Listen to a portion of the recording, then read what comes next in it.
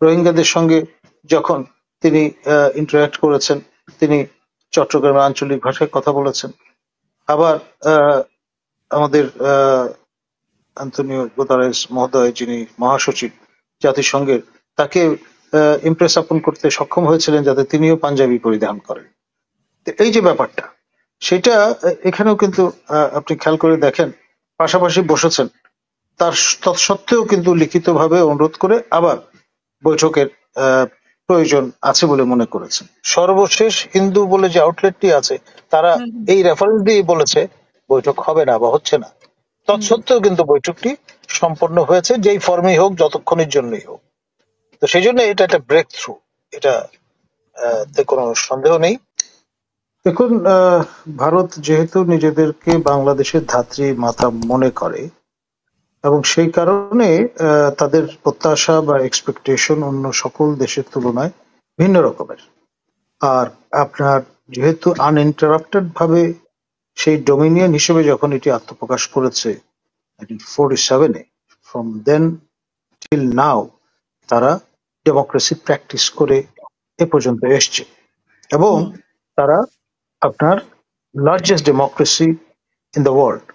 তো সেই জন্যে তাদের প্রত্যাশা তারা ব্যক্ত করেছে, তারা বাংলাদেশকে একটি সহিষ্ণু, জনবান্ধব এবং সেই সঙ্গে আপনার ইনক্লুসিভ একটা দেশ হিসেবে দেখতে চায়।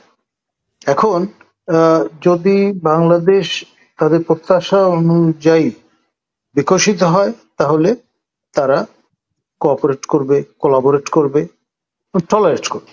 আর যদি না করে, তাহলে তারা ওই যেরকম আচরণ, যেরকম মনোভাব প্রদর্শন করছে ইদানিংকালে, বিশেষ করে এই সরকার ক্ষমতা আসার পরে, সেটা তারা অব্যাহত রাখবে। আর এমন একটা অবস্থা, চারদিকে ভারত, ছোট্ট একটু অংশ বাদ দিয়ে, এবং সেটাও আবার মালিকানা নিয়ে এখন হয়েছে জটিলতা। দখলে আছে আরাকান আর্মি, ডিজুরো সেন্সে মিয়ানমারের টেরিটরি। এরকম একটা না ঘরকা না ঘাটকা অবস্থার মধ্যে থেকে জলে স্থলে অন্তরিক্ষে সর্বত্র ভারত, আপনি ইগনোর করবেন কি করে?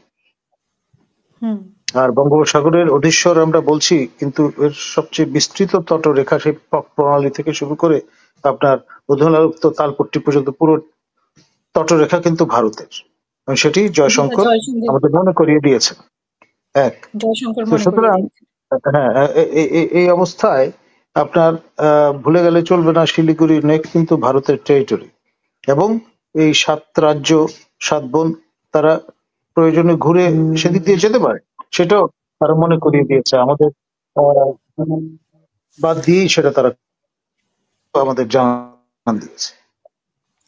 যে আরেকটা বিষয় আপনার কাছে জানতে চাই, যে এখানে এই বৈঠকের মধ্যে আওয়ামী লীগের জন্য স্পষ্ট কোনো মানে বার্তা আছে কিনা বলে আপনি মনে করেন কেন? এটা তো পরিষ্কার, তারা যখনই ইনক্লুসিভনেস এর কথা বলছে, শুধু আওয়ামী লীগ নয়, 14 দল এবং জাতীয় পার্টির ইস্যুটাও চলে আসে। আপনার নিশ্চয়ই মনে আছে, শেখ হাসিনার আমলে আপনার জিএম কাদের মহোদয় ভারতে গিয়েছিলেন। ফিরে এসে যখন তাকে বিমানবন্দরে জিজ্ঞেস করা হলো কি আলোচনা হয়েছে, তিনি সাফ সাফ বলে দিয়েছেন যে ভারতের অনুমতি ছাড়া, বা যাদের সঙ্গে তিনি আলোচনা করেছেন তাদের অনুমতি ছাড়া কি আলোচনা হয়েছে সেটা তিনি জনসমক্ষে বলতে পারবেন। এবং এটা থেকে তো পরিষ্কার বোঝা যাচ্ছে যে তারা ম্যাটার করে, এবং বিরোধী দলের নেতা হিসেবে তিনি সেটি বিশ্বাস করতেন এবং করেন। এবং কিছুদিন আগেও তিনি কিন্তু এই সরকারের পদত্যাগ দাবি করেছেন। সুতরাং আপনার কর্তার ইচ্ছায় কর্ম। ডিজুরো সেন্সে জাতীয় পার্টি সদ্য বিদায়ী সংসদের বিরোধী দলের নেতা পার্টি হিসেবে অপোজিশন বেঞ্চকে রিপ্রেজেন্ট করে বা করতো তারা। ফলে আপনি যতই ইগনোর করেন, তার কথার মূল্য নাই, সেটা একরকম ভাবে ব্যাখ্যা করতে পারেন, কিন্তু লিগেসি ম্যাটার করে। সেজন্যই আমাদেরকে আসলে অনেক বেশি পরিমাণে অন্তর্ভেদী হতে হবে এবং সেই সঙ্গে বাস্তববাদী হতে হবে। ধন্যবাদ। আপনার কি মনে হয় যে এখানে মোদির বক্তব্য সারমর্ম থেকে এটা উপলব্ধি করতে পেরেছেন ডক্টর ইউনূস, এবং সেই অনুযায়ী উনি কাজ করবেন বা ইউনূস সরকার সে অনুযায়ী ভারতের মতামত অনুযায়ী বা ভারতের মোদির ইচ্ছে অনুযায়ী কাজ করবেন বা ভারতের আশীর্বাদের জন্য উনি এত কষ্ট করে দেখা করেছেন, যেটা অনেকে বলার চেষ্টা করছে বা মেজর আখতারের মতো। আর আপনার কাছে শুনতে চাই। দেখুন, প্রফেসর ইউনূস একদিন তো আর প্রফেসর ইউনূস হননি। তিনি নোবেল লরেট এই যে মর্যাদা অর্জন করেছেন, এটি তাকে এক ভিন্ন রকমের ক্লাউড প্রদান করেছে, এবং তিনি ডাউন টু আর্থ একজন মানুষ, এবং সে কারণেই যেখানে যা বলা দরকার সেটা বলেন, যেখানে যা পরিধান করা দরকার সেটি পরিধান করেন। রোহিঙ্গাদের সঙ্গে যখন তিনি ইন্টারঅ্যাক্ট করেছেন, তিনি চট্টগ্রামের আঞ্চলিক ভাষায় কথা বলেছেন। আবার আমাদের আন্তোনিও গুতেরেস মহোদয়, যিনি মহাসচিব জাতিসংঘের, তাকে ইমপ্রেস আপন করতে সক্ষম হয়েছিলেন যাতে তিনিও পাঞ্জাবি পরিধান করেন। এই যে ব্যাপারটা, সেটা এখানেও কিন্তু আপনি খেয়াল করে দেখেন, পাশাপাশি বসেছেন, তার তৎসত্ত্বেও কিন্তু লিখিতভাবে অনুরোধ করে আবার বৈঠকের প্রয়োজন আছে বলে মনে করেছেন।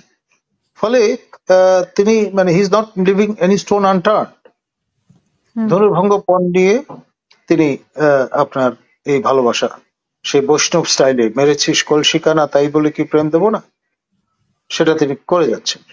সেই জন্য সবরে মেওয়া ফললেও ফলতে পারে, who knows? Let's see. We'll keep মানে our সময়ের fingers সাথে উনি নিজেকে পরিবর্তন করতে কোনো দ্বিধা করবেন না বা করেন না। রাইট। আপনার যদি মিথস্ক্রিয়া সম্ভব হয় ভালো, না পারলে নিজের পক্ষে মুখ চাওয়া চাই, সেটাও দরকার। আর একেবারেই যদি তার না হয়, তাহলেও পাশাপাশি উপবিষ্ট থাকলে সেটি একটি সুযোগ তৈরি করে। আর যদি আপনার যদি মুখের দিকে কেউ কারো না তাকায়, তাহলে লিখিতভাবে চিরকুট চালাচালি করা যেতে পারে। তো সেই রকম একটি অবস্থায় আমরা উপনীত হয়েছি। ভালো যে হিন্দুর মতো স্ট্যান্ডার্ড আপনার আউটলেট যখন বলেছিল বা জানিয়ে দিয়েছিল যে শেষ পর্যন্ত বৈঠক হচ্ছে না, তৎসত্ত্বেও প্রফেসর ইউনূস সেটি অর্জন করতে সক্ষম হয়েছেন। তাকে এই ক্রেডিটটা তো অবশ্যই দিতে হবে।